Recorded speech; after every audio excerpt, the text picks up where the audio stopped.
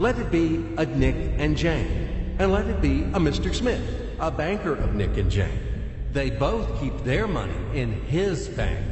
That's why we use the title Mr. Smith, with respect. Nick really wants to buy, well, let's say Jane's bicycle, but he has no money. More precisely, he has money, but not enough, only $10, while Jane wants $100 for her precious bicycle. That's a problem. What should Nick do? Well, this bicycle is so desirable. He gives Jane his $10 as a deposit and asks plaintively not to sell the bike to anyone. He says that he will bring the rest of the money soon. At the same time, he runs to his bank, to the respected Mr. Smith, to get a loan for the missing $90. As ill luck, Mr. Smith has no money at this moment, but he knows perfectly about $10, which Nick gave to Jane. And where will Jane bring his money to? That's right. She will put these $10 in her lovely bank to the same Mr. Smith.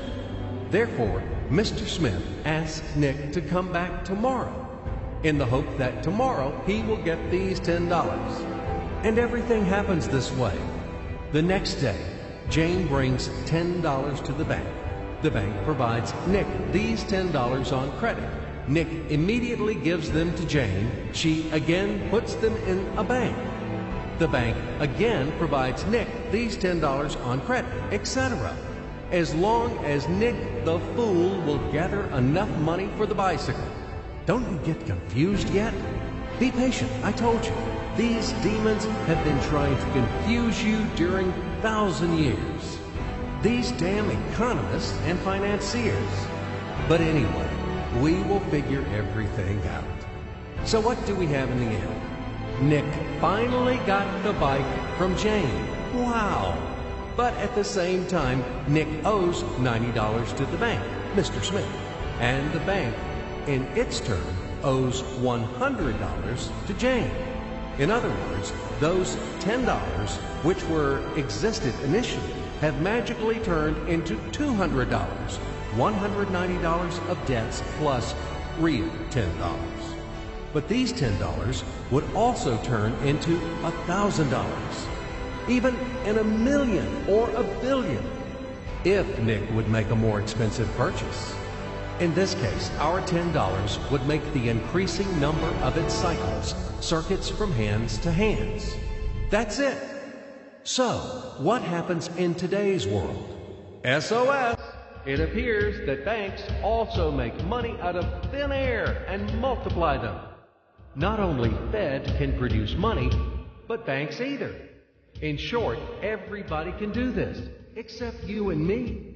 We are not in the business at this celebration of life.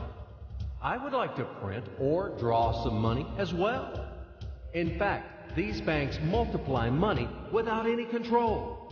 And we're still wondering why the banker lives better. What are naive fools are we? Now it is clear why.